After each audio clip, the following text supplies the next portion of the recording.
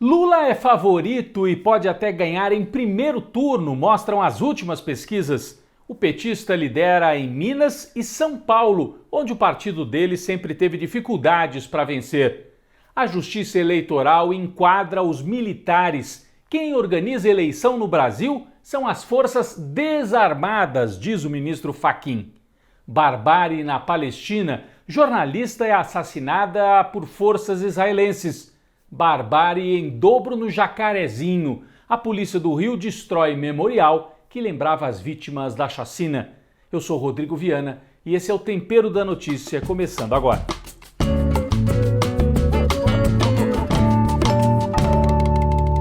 Candidato favorito nas eleições?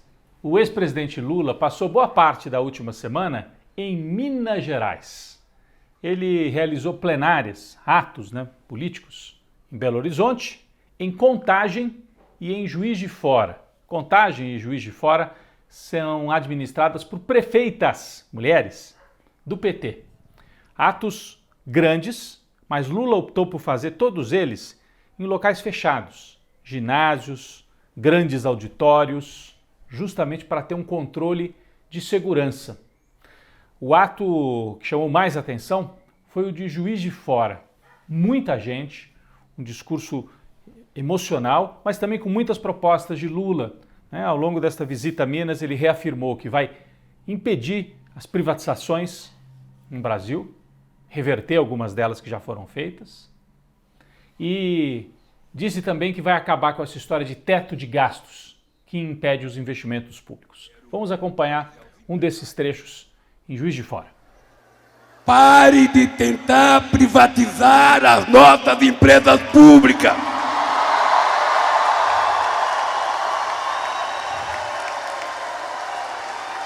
Quem se meter a comprar a Petrobras vai ter que conversar conosco depois da eleição.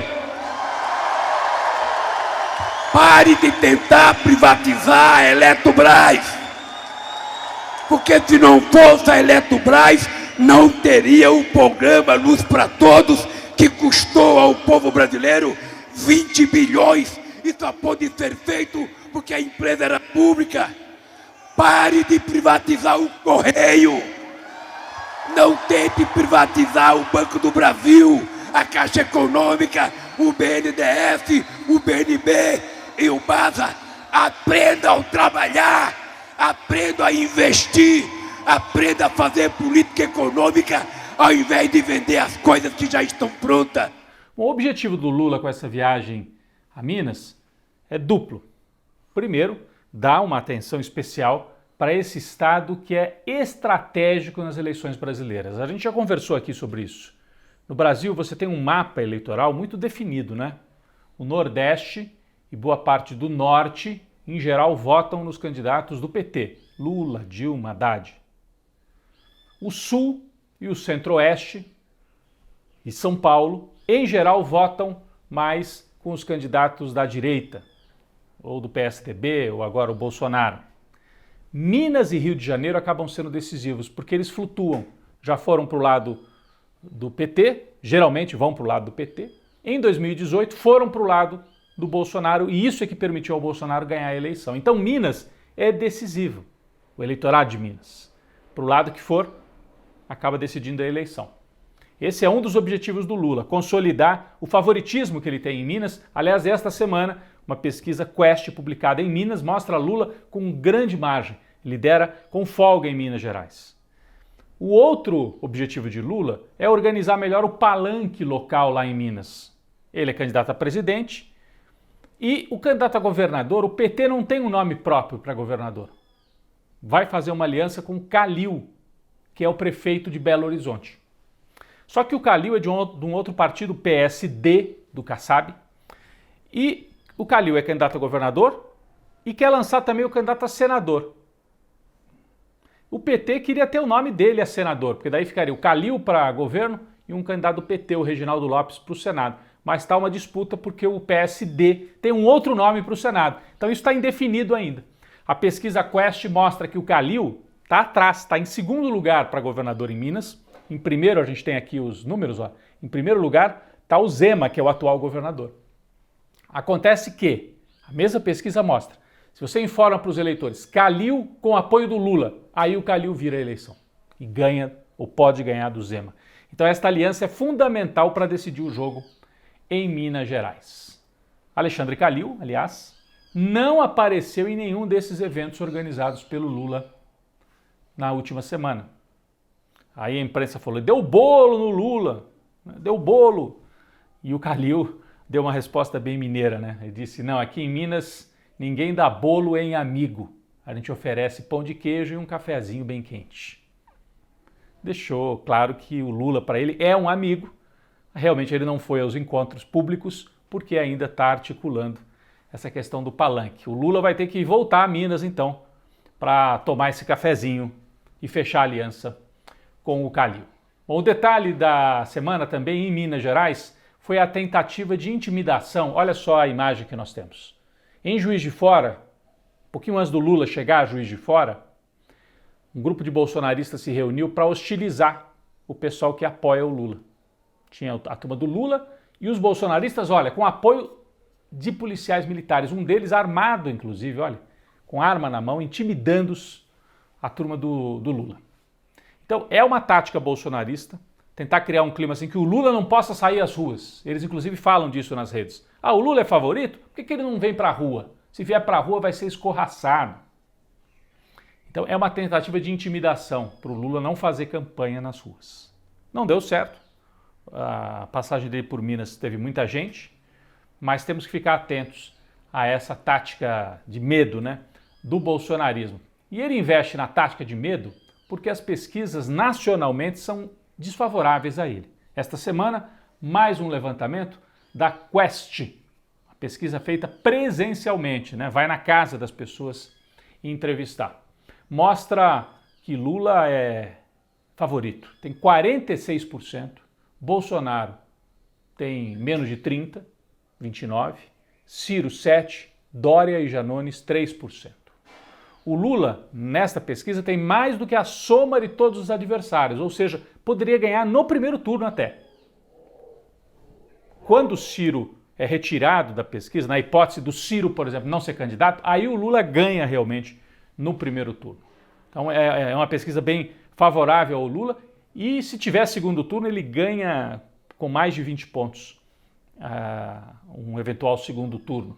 A pesquisa Quest também testou os cenários em São Paulo, o estado mais populoso. Lula está na frente em São Paulo, o que é uma surpresa, né? O PT nunca teve muita facilidade em São Paulo, mesmo quando o Lula ganhou, quando a Dilma ganhou, o PT perdia a eleição nacionalmente em São Paulo. Ganhava no Brasil e perdia em São Paulo. Dessa vez, o Lula está na frente em São Paulo. 10, 11 pontos de vantagem em relação ao Bolsonaro entre os paulistas. E isso puxa para cima também o candidato petista a governador. Fernando Haddad é o favorito para o governo do estado. Na pesquisa Quest, Haddad tem 30%, Márcio França, do PSB, tem 17%, Tarcísio, candidato bolsonarista, tem 10% e Rodrigo Garcia, que era o vice do Dória, tem apenas 5 pontos. Quando o Márcio França sai, não é candidato, aí o Haddad chega perto de 40% e poderia ganhar também no primeiro turno. Então, são quadros favoráveis ao PT nacionalmente, em Minas e em São Paulo. O Bolsonaro tem muita dificuldade com a economia. As pesquisas indicam que é o ponto assim sensível para o eleitor brasileiro hoje.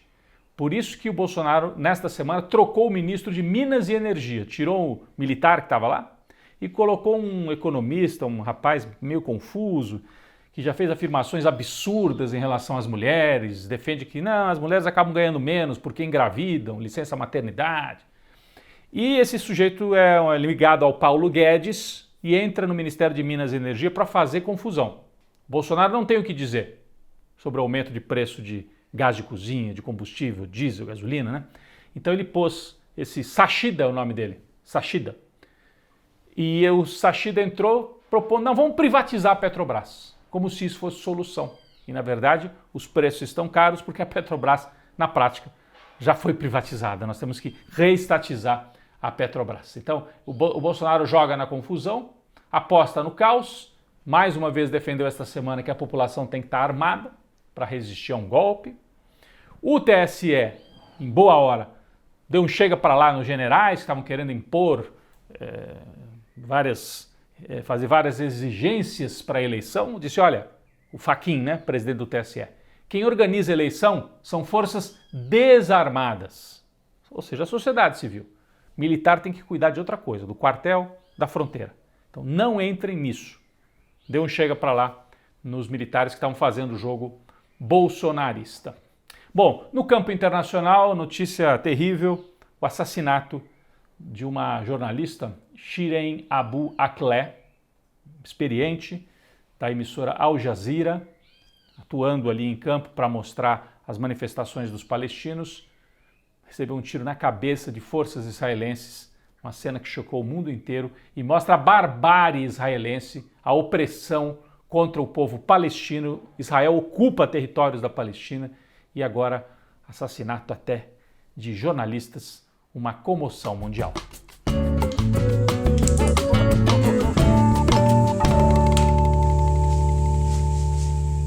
Quem vai para a panela de pressão esta semana é a polícia, fora de controle em boa parte do Brasil, especialmente no Rio de Janeiro. Vocês viram estas imagens? A polícia do Rio usou o caveirão para destruir um memorial às vítimas da chacina do Jacarezinho. É uma cena horrível. Os policiais primeiro martelaram o monumento. Ali eram lembradas 28 vítimas da chacina de maio do ano passado, quando a polícia entrou e massacrou quase 30 moradores do Jacarezinho. Entre as vítimas havia um policial também, mas na sua maioria moradores, alguns foram mortos dentro de casa. Um rio de sangue que correu no Jacarezinho. Fizeram esse monumento em homenagem às vítimas. A polícia não admite, diz que era uma exaltação ao tráfico de drogas. Aí não dá, né? Quer dizer, é um massacre, a barbárie promovida pela polícia militar, e isso está muito autorizado pelo cidadão que ocupa a presidência da República, essa violência que é verbal, que é simbólica. Então, se a gente conseguir retirar o Bolsonaro do poder, e acho que vamos conseguir, vai ter que haver uma discussão sobre o papel da polícia, como reformar a reforma das polícias no Brasil, especialmente a polícia militar, que age com extrema violência, tratando o cidadão, o morador, como se fosse inimigo. Em vez de fazer a defesa, todo o Estado tem forças policiais, mas elas são para garantir a segurança e não para tratar o cidadão como inimigo e para ficar destruindo o monumento. Monumento em homenagem a mortos, não respeitam a vida e não respeitam nem os mortos. A polícia na panela de pressão.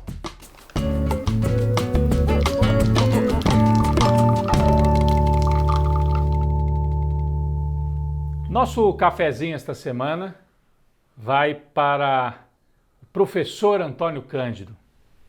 Nesta semana, 5 anos da morte desse mestre da literatura brasileira, professor, crítico de arte e um ativista social e político muito importante. O professor Antônio Cândido morreu com quase 100 anos. Ele começou na militância política no antigo Partido Socialista, lá nos anos 40, ao lado de outras figuras importantes, como Florestan Fernandes, que era grande amigo do Antônio Cândido. Então, ele militou ali no Partido Socialista. Depois, quando veio a ditadura, fez oposição, resistiu à ditadura, era um professor da Universidade de São Paulo. Na redemocratização, ficou sempre próximo ao PT e a Lula, né? Usando a voz e a grande autoridade que ele tinha como professor, como um dos grandes estudiosos da cultura brasileira, não só da literatura, da cultura em geral brasileira. Ele estudou a cultura caipira, né? A cultura do interior e também a literatura mais formal, né? Tudo isso. Bom, Antônio Cândido era um homem discreto, mas deu algumas entrevistas interessantes. Talvez a que mais tenha marcado foi uma entrevista histórica que ele deu para Joana Tavares, do Brasil de Fato, e alguns anos antes de morrer. Eu vou destacar um trecho do que disse Antônio Cândido, falando sobre o capitalismo e o socialismo, um balanço do século XX, que foi o século onde ele passou a maior parte da vida, né? Ele disse assim: o capitalismo não tem face humana nenhuma. O capitalismo é baseado na mais-valia, no exército de reserva. É preciso ter sempre miseráveis para tirar o excesso que o capital precisa. O que se pensa que é face humana do capitalismo, na verdade, é o que o socialismo arrancou dele, com suor, lágrimas e sangue. O que o Antônio Cândido queria dizer naquele momento em que parecia, não, o capitalismo triunfou, ganhou, né? É que se criou na Europa, em alguns países do mundo, do primeiro mundo, né, um sistema de compensações por medo do socialismo, por medo da Revolução Russa, principalmente. Então ele diz, aquilo que alguns acham que é o capitalismo com uma face humana na Europa, na verdade, é o medo que o capitalismo tem do socialismo. De certa maneira, é a vitória do socialismo, disse o professor Antônio Cândido, homem discreto, homem que marcou a cultura brasileira. Deixamos um cafezinho para o grande Antônio Cândido.